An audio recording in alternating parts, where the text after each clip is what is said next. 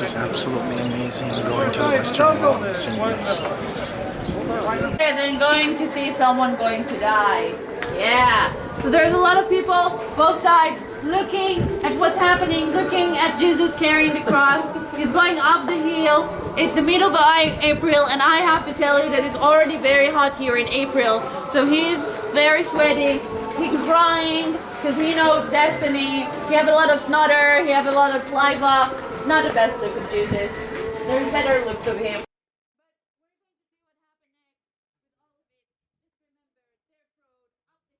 Very, very hot.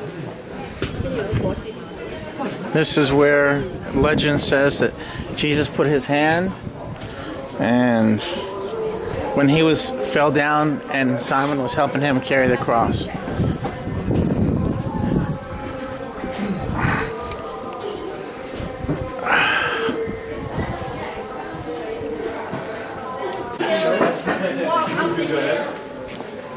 It was very hard. It was hard also for Jesus. So Jesus walks and walks and walks, and he breathless. It's so hard for him to walk up the hill. And in one point he stops to fix his breath. But then there's a girl here. That girl, sweet, sweet girl. She wanted to help Jesus. She wanted to come towards him. She wanted to help him feel a little bit better before he's going to die in misery. So what does she do? She takes a cloth. You can see what she does here. She takes one cloth and then she sticks it in his face. She put it on his face and she's like doing this. Sorry. She's doing this and then takes it out. And as she takes it out, I told you that it was sweaty, there was a lot of dirt, there were snort, tears. So all of this came out with the cloth. And at that moment she did two things. First of all, she cleaned his face, good for her. The face print of him on that cloth. And that cloth, ladies and gentlemen, I don't know where it is, but people are saying that in the Vatican there is a palace. And in that palace there is a section, in a room with the section. And in that room there's a closet. And in that closet there's a box. And in that box maybe a section. And now what you're hearing right now is the call of the muezzin.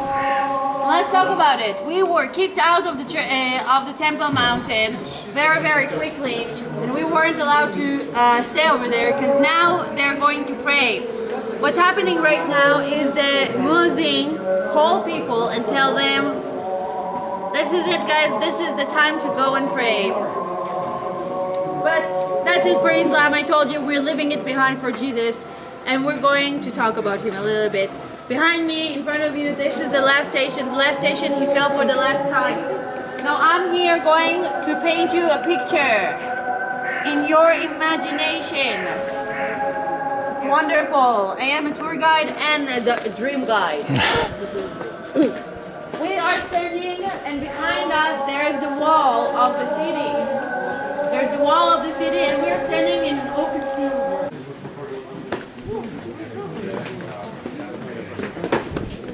Please be careful. It's like a rooftop. It's not like, it is a rooftop.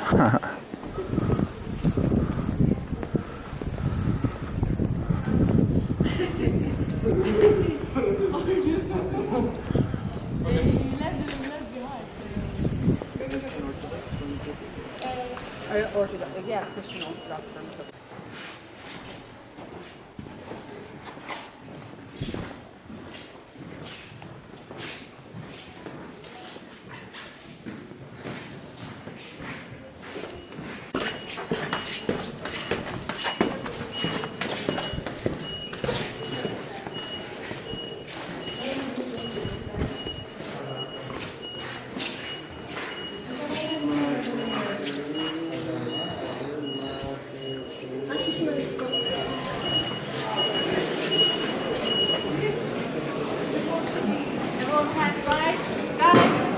Going inside, as I said, inside, hard ride and on top of the stairs. Let's go.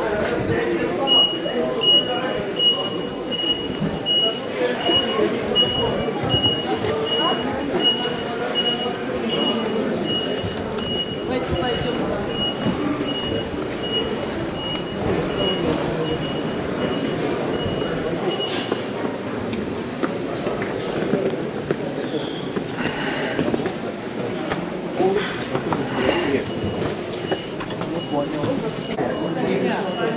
I've never been up here before. Guys, stay close to me so I won't lose anyone. I'll get there, don't worry. It is a very humble one, but the story is a great story. So everyone, I don't want to be too loud here, and let me tell you the story of this chapel. I'm not going to tell the name because the name kind of gave it, so I'm just going to start telling the story. I told you on top of I told you next to the night station that when they put the cross of Jesus in the ground, something happened. What happened was a small earthquake.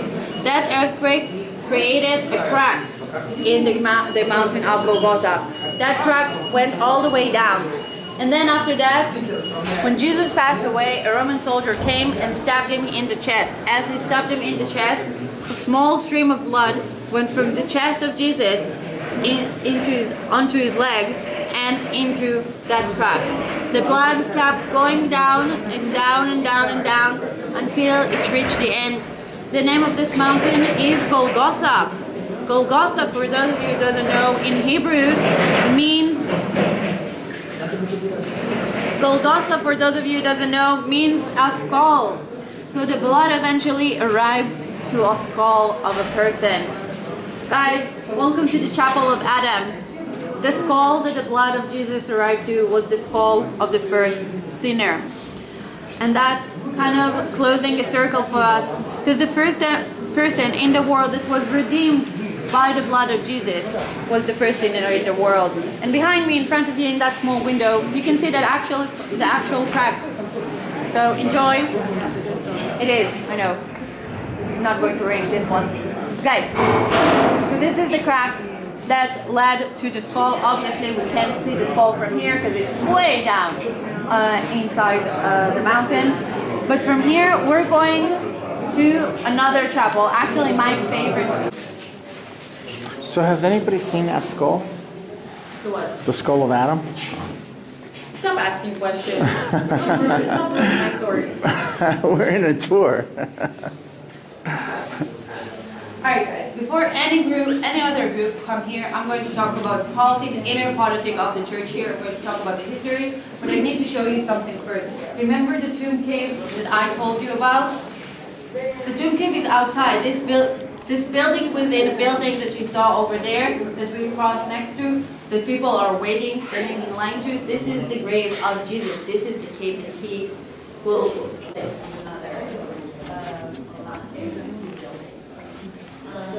It's just so small. Oh my God. Wow.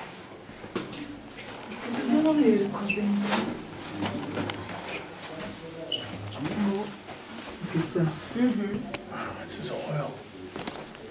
L'acqua. Sì. Ci sono due cose strane. Due cose. Ma te ne stai andando? Sì,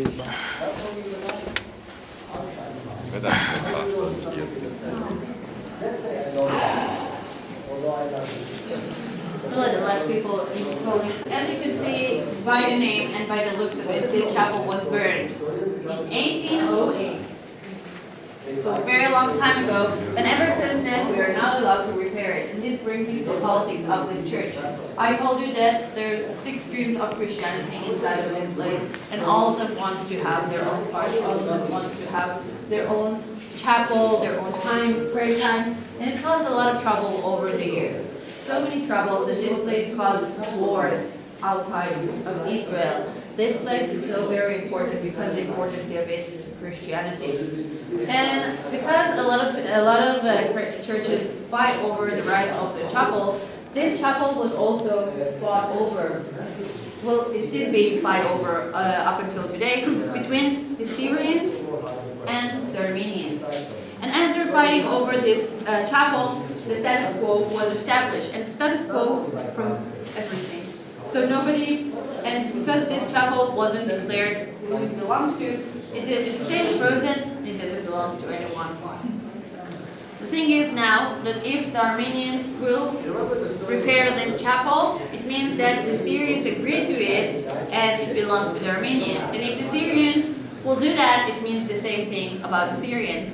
So, for many, many years, nobody touched this place until the government of Israel came here and they had to, well, intervene. Because the church belongs to them, but if the Syrians will repair the church, it belongs to them. So my question to you is, who is going to switch the light bulb? The church.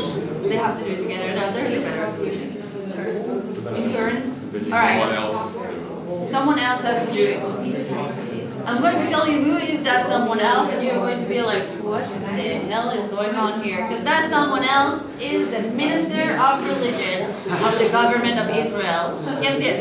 A minister in the government of Israel is the only person in the entire world that is allowed to switch the light bulb. So every time this light bulb gets burned, they have a phone call to the government of Israel. Hello? Yes, I'm coming. You need to leave everything behind, go to the supermarket, buy a light bulb, come here, take a chair, live under the light bulb and switch it. Only man in the world. Guys, how crazy is that? That's how crazy the politics here. It's so small and so going into details. And this is one of the things that I want to show you here. The second thing that I'm going to show you here is the wall surrounding us. I told you, guys, we're leaving now the Church of the Holy Sepulchre. I want to show you one more thing next to Jaffa Gate. I know I'm a bit late, but don't worry, it's the best thing you'll ever see. And we're getting out of the church and going over there. If you want to come to the church later on, it's open up until 8 p.m. They're going to scooch people over at 7 already, but you'll have enough time to walk around freely by yourself, stand in the lines if you want, and do whatever you want. It's a beautiful one. I highly recommend to come back here. Let's go. So, why would there be two?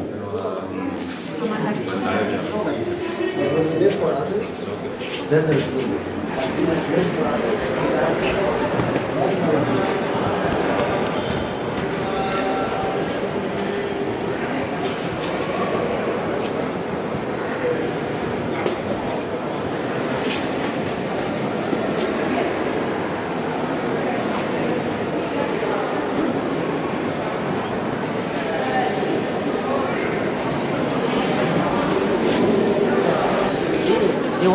Hagar, Yes. why would there be two tombs if it was just for Joseph?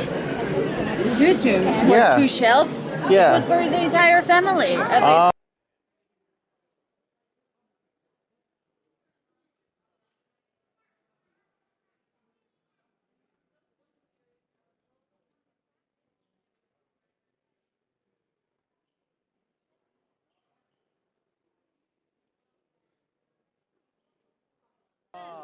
You don't bury one person. What happens if someone passed away during the year that... This is the line to go inside the tomb of Christ, the empty tomb of Christ. So, but it's a very holy place, and I'm leaving Jerusalem, so I'm going to do it. I'm going to have to wait in this line. Ancient Roman Colosseums, which have been up here for many years. Place has got a lot of history here. Glad I'm leaving though. We want to live here.